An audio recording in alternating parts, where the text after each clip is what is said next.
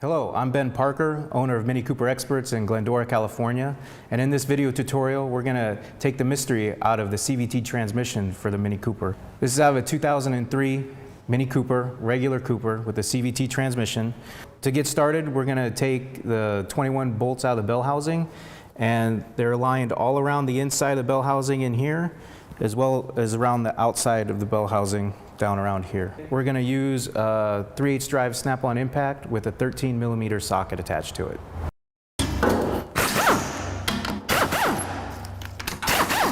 May have to bend this up out of the way or remove it.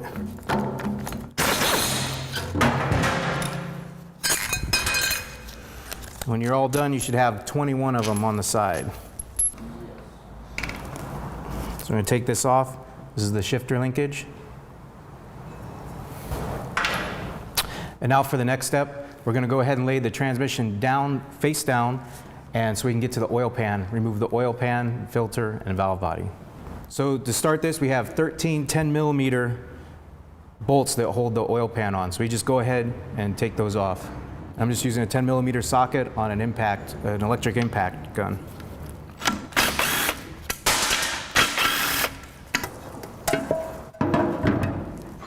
Then once the pan's off, I usually use it to catch all the parts that go inside the oil pan. The next step is we're going to remove the oil filter for the transmission, and that just pops right out. So the next step is we're going to remove the transmission valve body.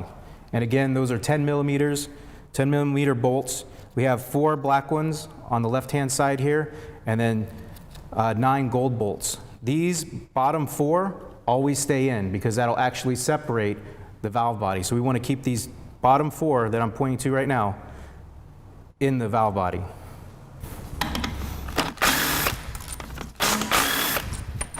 Once you take the last bolt out, it's going to come with 2 connectors. Come straight out and up. Slide pin can go back in. Then you have the one clip for the solenoid, clutch solenoid, and the other one for the stepper motor.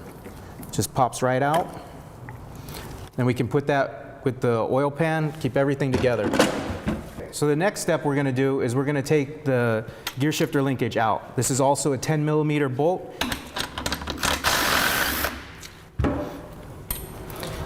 And a little C-clip that holds it in place. So once we take out the C-clamp and the nut, we're able to rotate this out, take the park shifter linkage out. I usually use a needle nose, and you can just see it come right out like that. We rotate it, so this little piece right here will miss the upper side of the valve body, and it'll just slide right out. Then we can see that where the C-clip goes into, right like that. So once we get the park shifter linkage out, we want to push it all the way to the back. So when we split the case, it won't hit because that'll hang you up when you're trying to get the case apart. So the next step in the process, we're going to be taking this 6mm hex head Allen off, as well as the 4mm for the torque ratio sensor. So let's go ahead and do that. Again, the 6mm Allen head.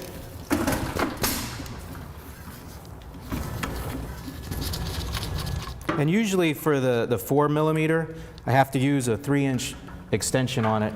Just makes it a little easier to get off. Put it on, just take it right off. You want to pull the bolt completely out.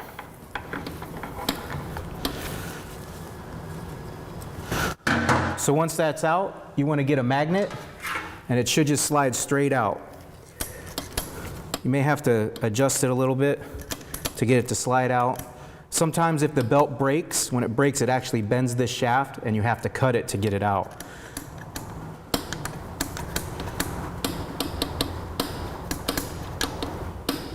There we go. Should just slide right out. Just like that. So once that's out, try not to lay anything on this. This is a precision tube. It's got a little port for oil flow and things like that, so you don't want to set anything on it and bend it. If it is bent, you need to replace it. At this point, let's pull out the torque ratio sensor. You just slide it like this past the upper part of the valve body, and that pulls right out. And what I like to do is just put it right back through, as well as put the screw back in it, so everything stays together. Just like that.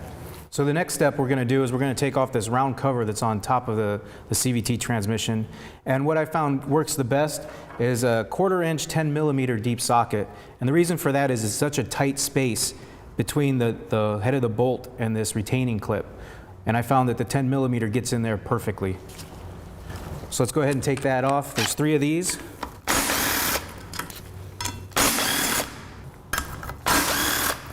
And now at this point we want to get, I usually use a pry bar and just pop the cover off.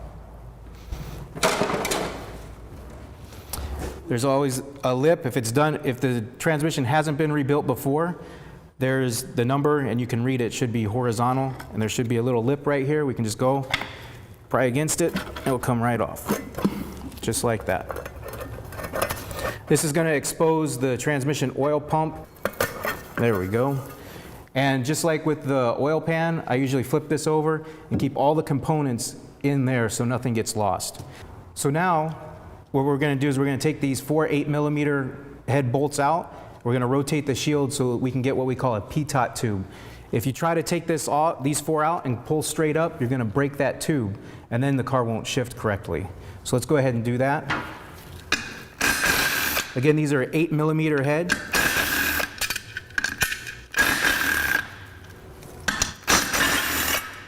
Once those are out, we can rotate it just like that till we get this 10 millimeter bolt lined up.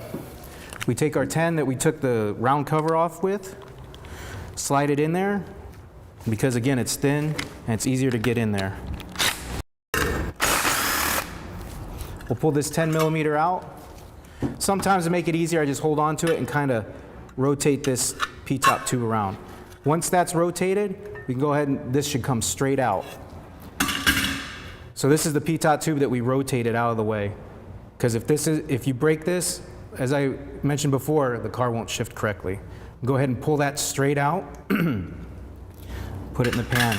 At this point we have 5 bolts, 10 millimeter, that's holding the oil pump in. We're going to go ahead and take those out. And then we also have another P-top tube in here. We can just go ahead and rotate it. Once we have that out, we're able to pull the transmission oil pump out. So at this point, we're going to pull the transmission oil pump out. Sometimes this can be a bit of a task, but I usually get a long pry bar and just get on one of the ears of the pump. And that one just popped right out. Unusual, but at this point, we're just going to pull it straight out and just put it to the side. So this is where I see the most transmission shops make the biggest mistake, is they don't rotate this pin to the neutral position right there. If you don't do that, it breaks the P-top tube. Then when you're reassembling it, the car won't shift. It won't go past 30 miles an hour. So we want to make sure that we rotate that pin from the home position to the neutral position. I have one broken down so we can see what's happening on the inside. So this would be the home position right here. And as we rotate that pin, it's going to rotate it back to the neutral position so it doesn't get broken off. Okay? So once that's in the home position, right like that, we can go ahead and remove this nut. I bought these tools at Harbor Freight. It's a 46 millimeter 1-inch drive impact socket. I got a couple extensions on here just so I can use a 1/2-inch impact drive on it. Make sure it's going in reverse.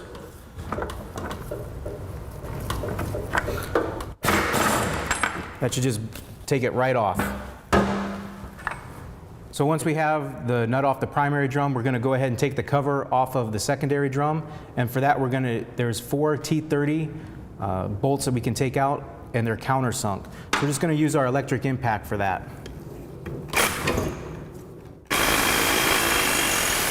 Now, I've seen a couple of times where this cover actually goes bad and there gets a crack in it, and because it's such high pressure that it will crack and you'll lose all the fluid. So make sure one of your first diagnoses is that the transmission has enough fluid in it. And it should hold, when you go, the only way to check it really is to drain it and measure it and then refill it. So at this point, we're gonna go ahead and take off the nut for the secondary drum, and that's a 41 millimeter, and we're gonna use the same setup that we did before. A couple of adapters, again, 41 millimeter. And I bought that kit at Harbor Freight for like $60.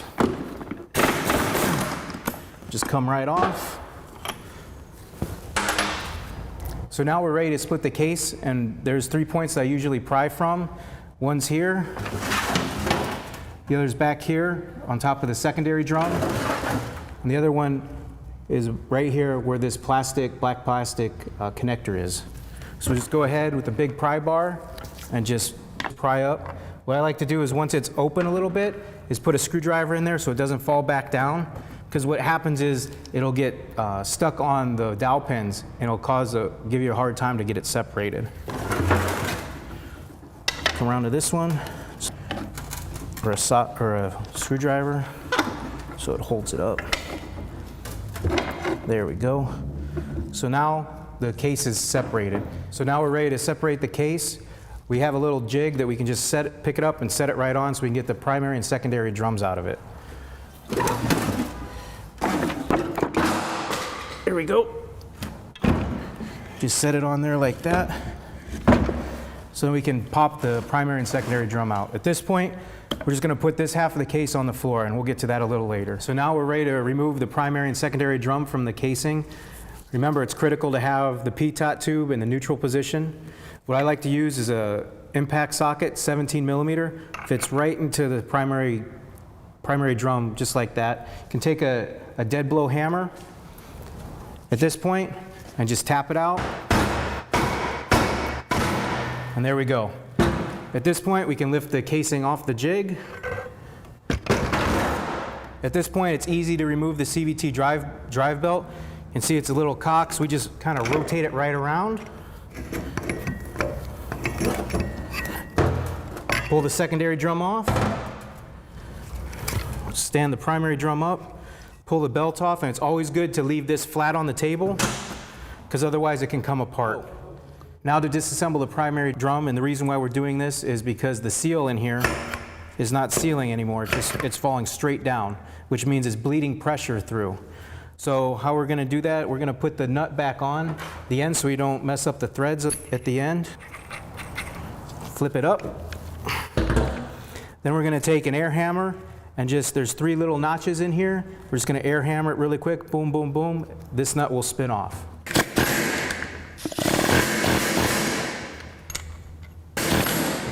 Once it's broken free, it should slide off with your fingers. And I always kind of like to make a note of about how far on the threads it is. So you want to see about 1 thread when it's all the way down. That way when we're reassembling it, we know how far it is, if it's down all the way or not. So we're going to go ahead and pull that off. And what I like to do is get a little box or a bag to hold the second half in, because what we're going to do is get a brass hammer and just hold this up and tap it with the hammer, and it's going to separate that drum. So we're going to take the brass hammer, hold up the primary drum. My assistant's going to help me do that. We're just going to separate it.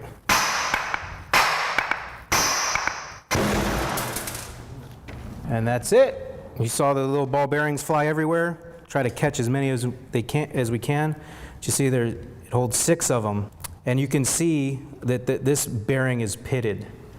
And we're going to get into a little more diagnosis of the primary drum right now.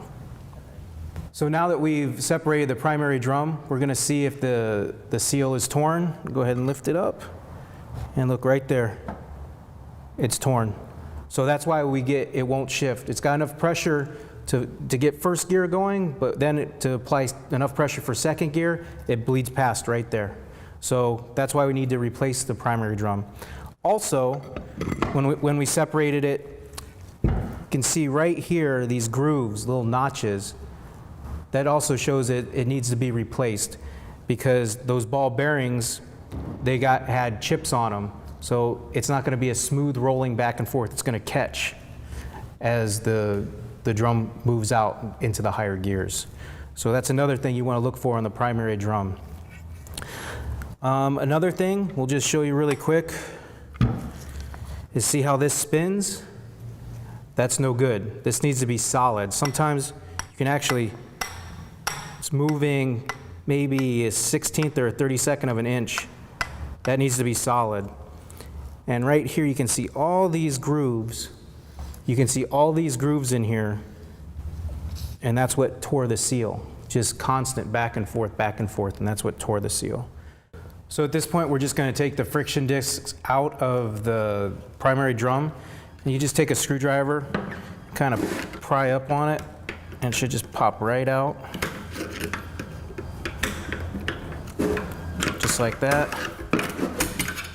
For this part, we're going to pull out the primary piston. So to do that, just take a little screwdriver, and you see a notch here. We're going to have to put pressure down and kind of work it around. Sometimes it can be a little challenge to get that retaining ring off, but once it's off, just pull it out, pull the little spring off, and then you can just slide this straight up. And this is the drive piston. There's a seal that goes in here, and then there's a seal that goes on the outside. And both of them have a lip like a roof. So the water will come off of it, so the lip's out. Sometimes the seals can get confusing, and you can invert them. You don't want to do that. You want it so the seal sticks out like this. Another thing I want to mention is the clips that go on the primary drum. As of right now, there are no replacements for it. So if you can get the primary drum rebuilt in your area, it's very, very important you don't damage those clips. I have not been able to find them anywhere, but one of the clips is right here, and that's what holds the ball bearings up and down. So the other clip on the primary drum is found on this piece right here, and it goes in this groove right here. Again, very important. You don't want to break these or bend these clips because we can't get replacements at this point. So I think that pretty much covers everything on the primary drum. We're going to go and rebuild a good one so you can see what that looks like. This is a good one right here on the primary drum, and this one's the one that's no good. You can see the difference where it's pitted, so the ball bearings don't roll smoothly anymore. So at this point, we're going to go ahead and reassemble the primary drum. Get a little bit of trans gel here. Put it up here. This is the best way that I've found to do it. We have new ball bearings. 2 go in each slot. Just like that.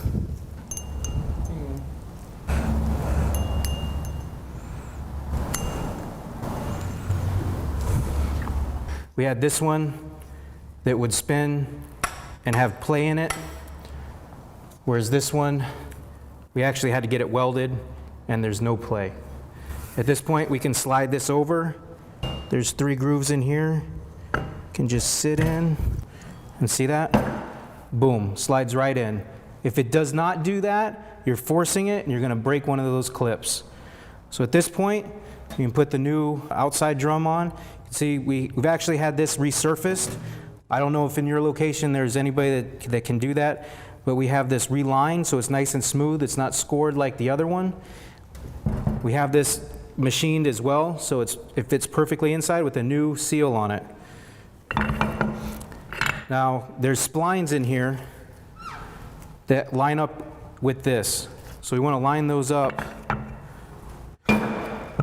just like that. Make sure it's in there. So now we got that on there, and you can feel that the splines are engaged. Take a 36 millimeter socket over it. Just tap it down until you hear the pitch change. There we go. Now we put our nut back on.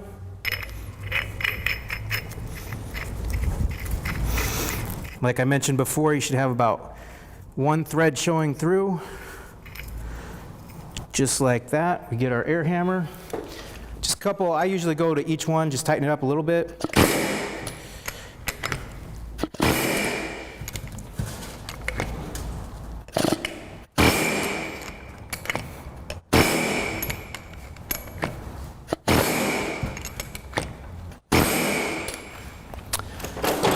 Then we can go ahead and put our primary piston back in. Just lube it up with some trans gel. inside and outside. Sometimes you got to get a pocket screwdriver in there to kind of persuade it.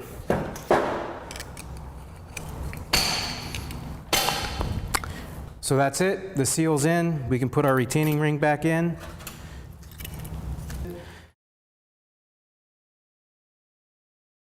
Now to put them back in, we're going to use, this guy's going to be first because it goes on the drive piston.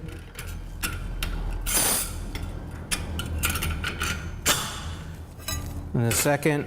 Now if you're going to replace these, sometimes they come orange and you don't have these grooves, that's fine. But this will just go back together just like this. There's going to be 3 frictions and then 3 of the plates. The thickest one, as you can see here, will go on the top.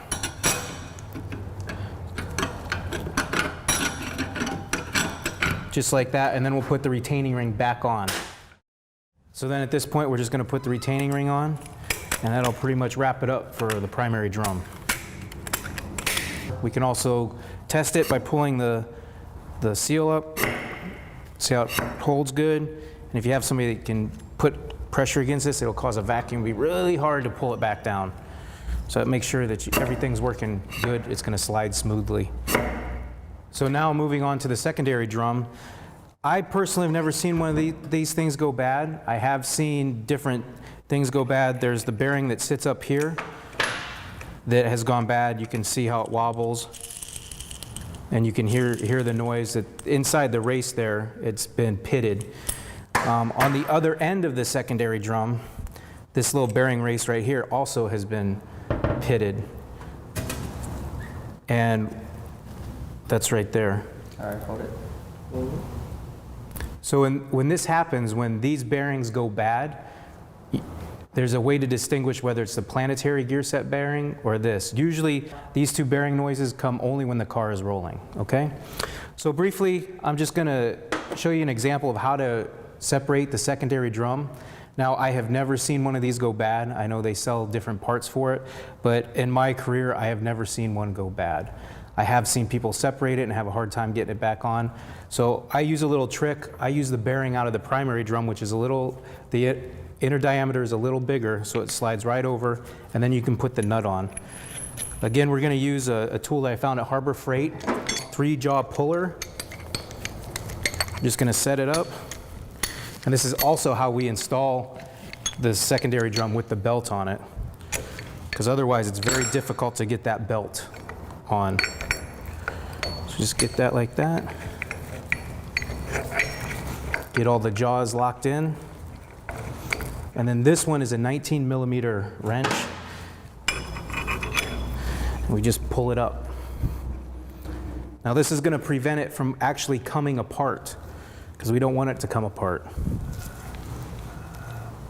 We do want it up so we can put the belt on. So right there, I feel resistance. We're going to stop. I have one broken away already. This is the main shaft of the secondary drum. Again, just like the primary drum, we have 2 different retaining clips. One's in here and one's in this section. Again, this has 9 of the 6mm ball bearings in it, not 6. So it goes 3 on each shaft, on each little indentation. And then there's a clip inside here. The easiest way that I have found is, again, to put the ball bearings in their races right here and then try to slide it on. But for demo purposes, we're going to do without the bearings. And then again, I take the 36mm socket and the hammer and set it down.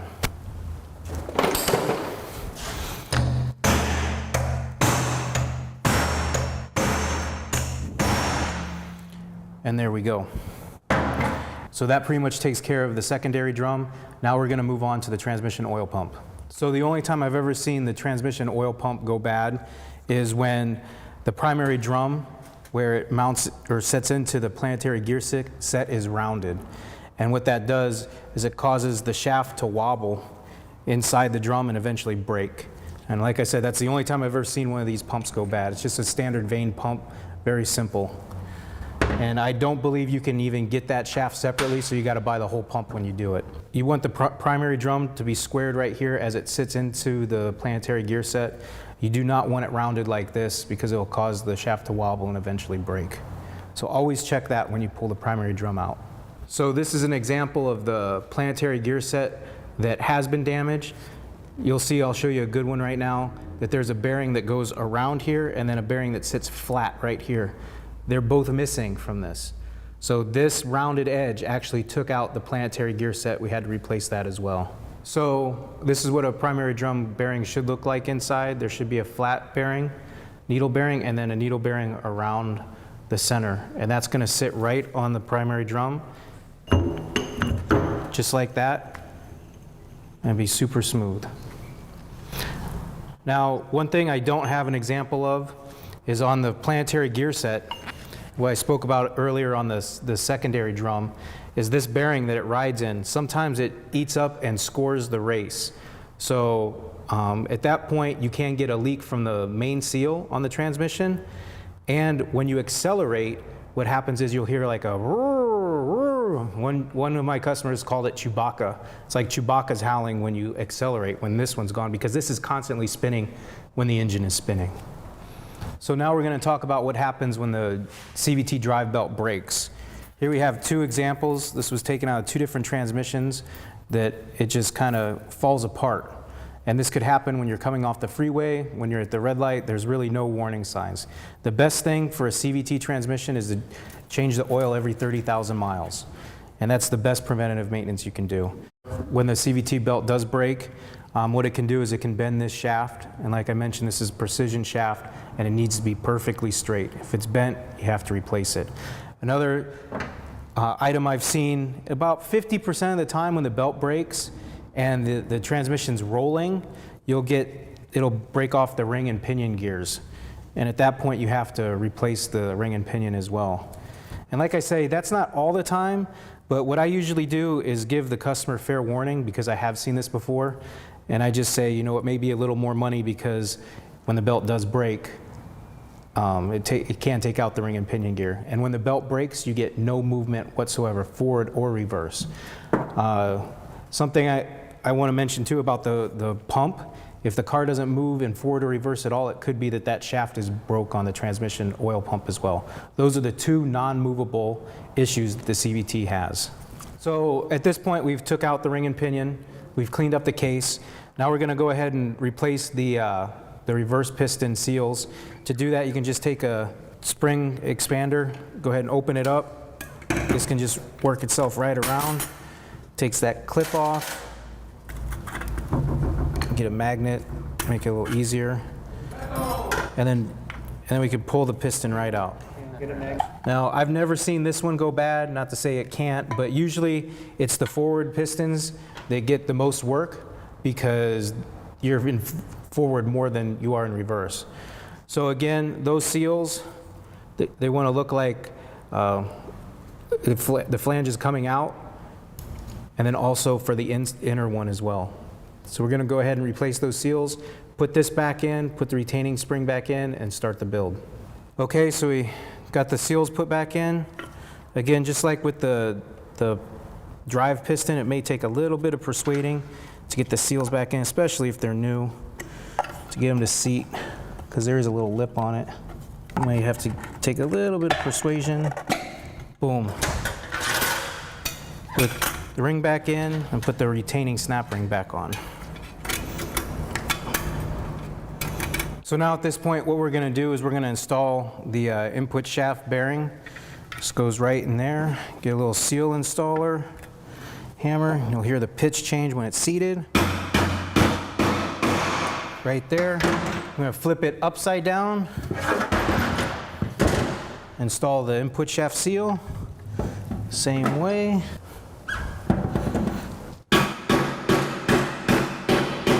Tap it all the way in until you hear the pitch change. That's sealed. Flip it back over. Then we're going to install the planetary gear set. So there are two washers that go in. The thicker metal washer goes on the bottom. Then you have a brass washer with the little feet that go into those little notches, just like that. At this point, we're ready to install the planetary gear set. Just like with the primary drum, we're going to put this first plate down first. And the good thing is it only goes in one way.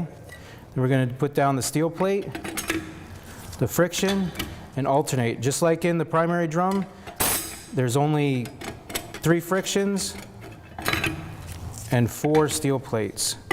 And then at the end, it's the thicker one at the top as well. A thicker one, and then the retaining clip. Once we have that in and seated, we can go ahead and put our planetary gear set in that we've checked out. We know it's good on the input shaft as well as the bearings inside. That sets in there like that. You may have to rotate it a couple times. Now it's important that you get this sitting all the way down. Right there is not all the way down. Take a screwdriver and it'll slide and boom. You want it to be flush with the top of that steel plate. At this point, we're ready to put the ring and pinion gears in. So we'll go ahead and put the ring gear in. Drop it in the race.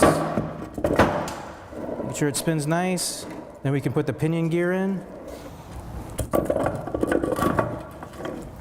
Make sure everything's nice and smooth. If the belt broke, that you take that out and you clean all the debris out of it as well. And then this is what holds the pinion gear in place. Just drop that in. Make sure it's nice and snug. Make sure it spins nice before we tighten it up. We're going to tighten these 5/13s up and spin it again.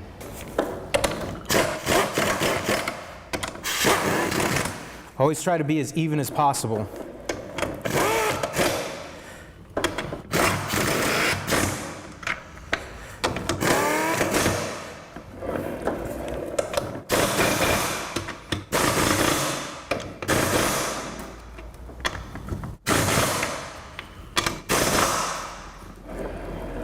There we go. Now we're ready to put the primary and secondary drum back in, as well as the belt.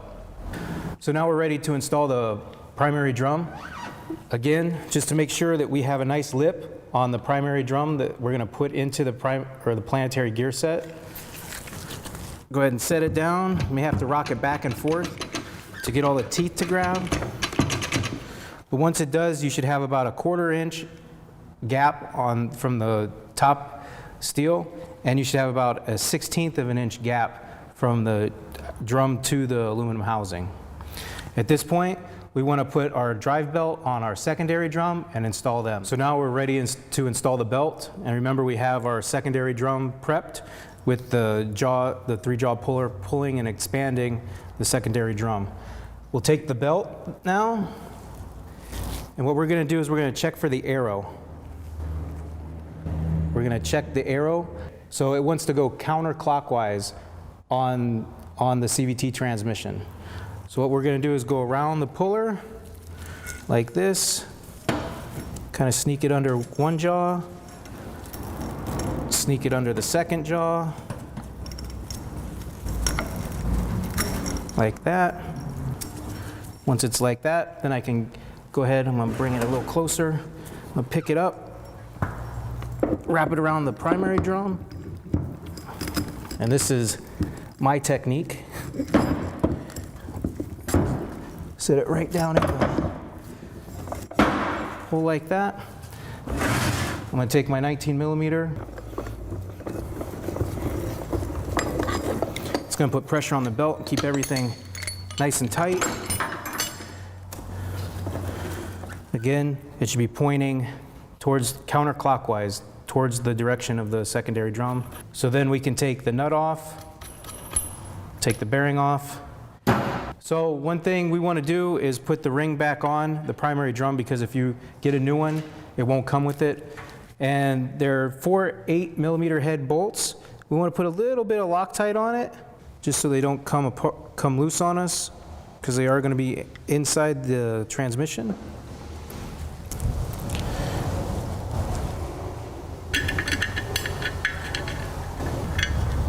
Just get them started with your fingers, and then I just get them down with the electric impact gun.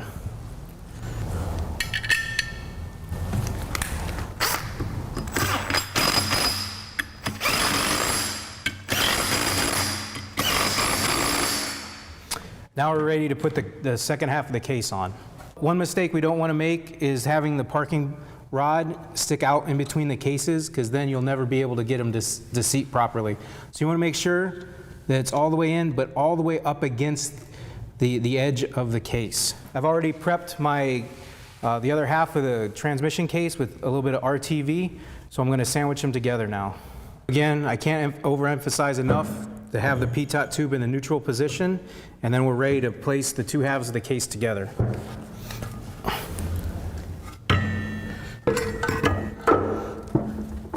May have to shimmy the drums around a little bit, but it looks like everything's lined up good. You can take dead blow hammer.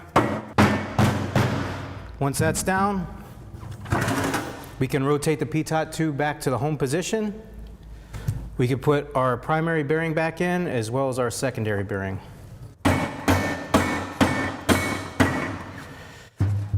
Then the main bearing. So now we're just going to seat the primary and secondary bearing. Just tap it down with a punch, go around, hear the pitch change. Hear that? Same for the primary drum. I always do it on the inner bearing race as well. I'm going to go down until you hear the pitch change. There it is. At this point, we can put our ring, support ring down. We put the spring down in. Then we can put the primary drum nut on, as well as the secondary drum nut. Let me get our 41 millimeter and our 1/2-inch drive gun.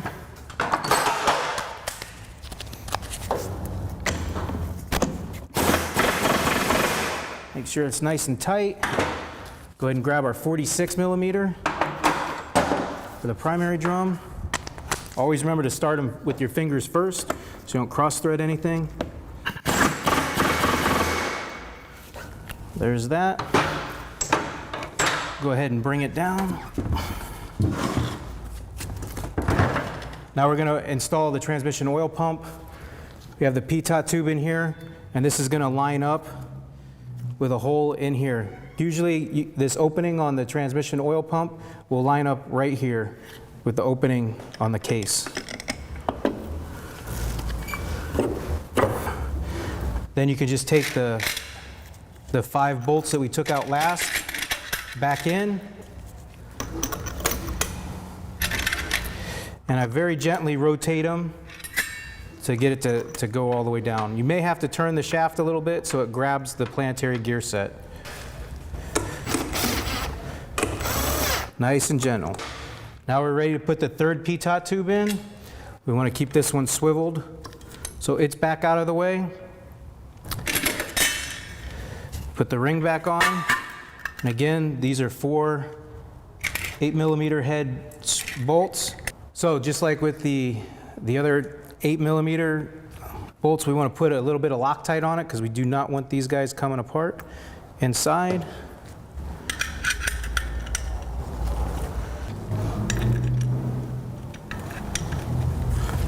I'll just put those, run these down.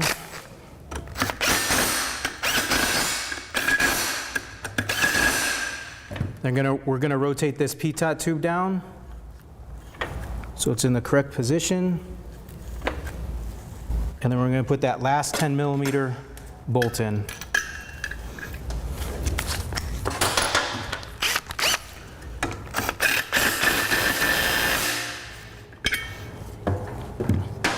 So now we're ready to install our secondary drum cap. Make sure all 3 seals are on. Go ahead and slide it down in. And we're going to use those 4 T30s to reinstall them. Do not, I repeat, do not put Loctite on these things because they can get really seized up and you pretty much have to break them to get them off. And just run them down with the electric impact.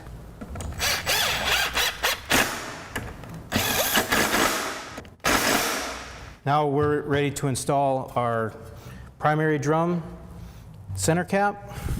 Clean that up. And I always try to put a little bit of trans gel on the lip because when we put the seal back on, we don't want it to tear.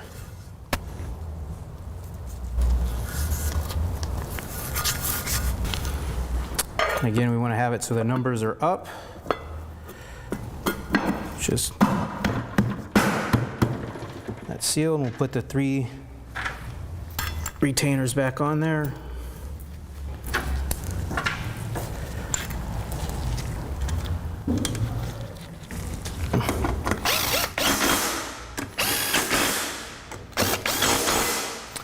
Now we're ready to move on to our valve body and installation of that. So now we're ready to install our gear shifter with our parking rod. Make sure our parking rod is out. Go ahead and slide this guy in, rotate it around. It's easier with some, there we go. And we're gonna lift this up so it hits the neutral park safety switch. We're going to put our C-clamp with our 10mm bolt in there. It should slide right into the groove, just like that.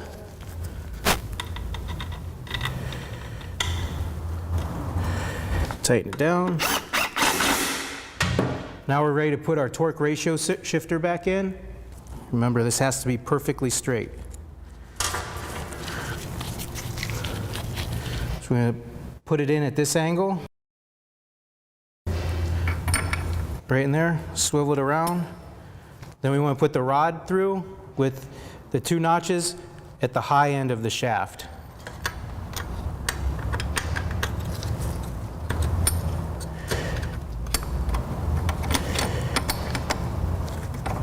You may have to wiggle it just a little bit. Then that 4mm.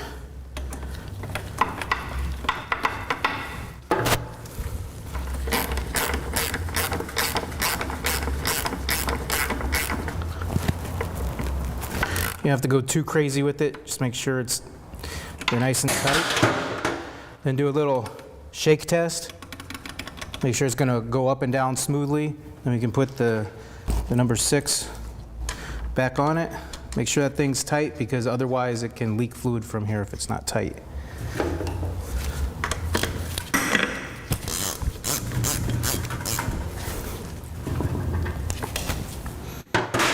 And now we're going to talk a little bit about the valve body, some of the problems that I've seen. Primarily the 2 solenoids that go bad are the clutch solenoid, which controls the forward and reverse clutch packs, and then the stepper motor. They call it a stepper motor because it squeezes on the belt in segments. So the faster you go, the more it's pushed against the belt. So if you have an erratic shifting pattern, the stepper motor is more than likely going out. And if one of the symptoms of the clutch solenoid is when you start the car, put it in gear, and it won't move. If you put the accelerator all the way to the floor, it'll slowly start to creep, and if you do it long enough, it'll actually get up to speed. What's happening is it doesn't have enough to push this fork back to put it in the first gear position, and that's due to this clutch solenoid. So we're gonna put the valve body in right now. We have 2 connectors. The 4-pin connector goes to the stepper motor, and the 2-pin connector goes to the clutch solenoid. So we'll go ahead and install that now. There's a bit of a trick to this because this torque ratio sensor has to be on a certain side of this lever on the valve body. We'll get a close-up of that. And we're also going to have a PDF because there's a lot of different things with the hydraulics and stuff. It's going to be too time-consuming to go into now. So once we set this in here, like that, we want to make sure the pin is in the center of the gear shifter here. And then we can go ahead and install the 9 bolts. We're only going to put them in a couple threads so that we can make an adjustment on the bottom.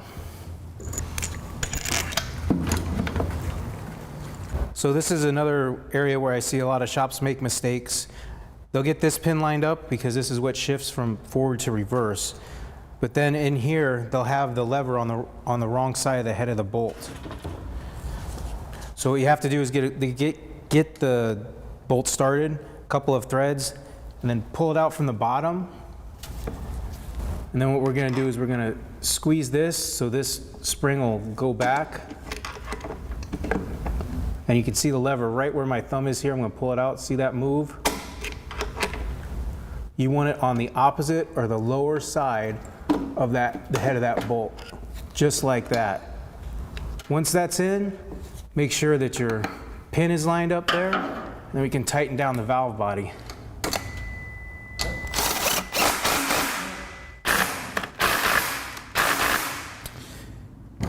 Now, you can swing this around. That's going to be in the park position. And now we're ready to install our transmission filter. So at this point, we're going to go ahead and install our transmission oil filter. Put a new filter on every time.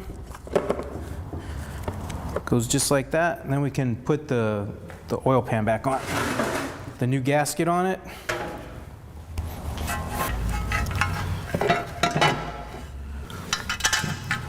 Again, we got. Then at this point, the only thing we have left to do is get the bell housing bolts.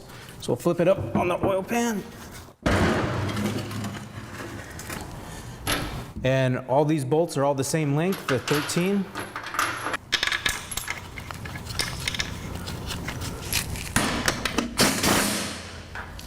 Now the only thing we have left to do is put our linkage in that goes to our gear shifter. That goes right in, along with the washer and the lock nut.